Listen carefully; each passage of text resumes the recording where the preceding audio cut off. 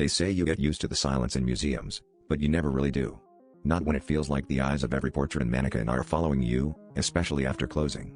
Honestly, I took the night shift at the Victorian exhibit for the piece, until I noticed the mannequins weren't quite standing as still as I remembered.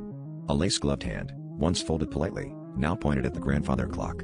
A velvet-draped woman with her head angled toward the exit, her glassy stare drilling into mine. I tried to laugh it off, but something in my gut told me to keep watching. By the third night, the changes grew bolder. The mannequins' positions began to form patterns, like twisted semaphore. Their arms and bodies arched and bent in configurations that made no sense, not unless you looked from above, something I realized when the security cameras glitched and replayed footage in fast forward.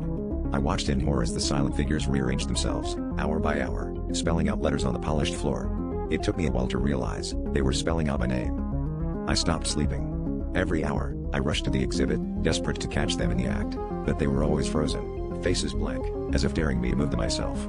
The message grew longer, more specific. Look below. My hands shook as I pried up the floorboard beneath the clock, revealing a hidden space thick with dust, and something else.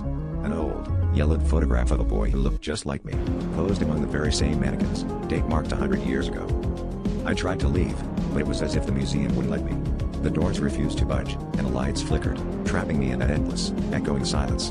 When I turned back, the mannequins had crowded closer to the glass, their porcelain hands pressed against it, spelling out their final message: "Welcome home." I think I finally understand what they want, and why my face is in that ancient photo.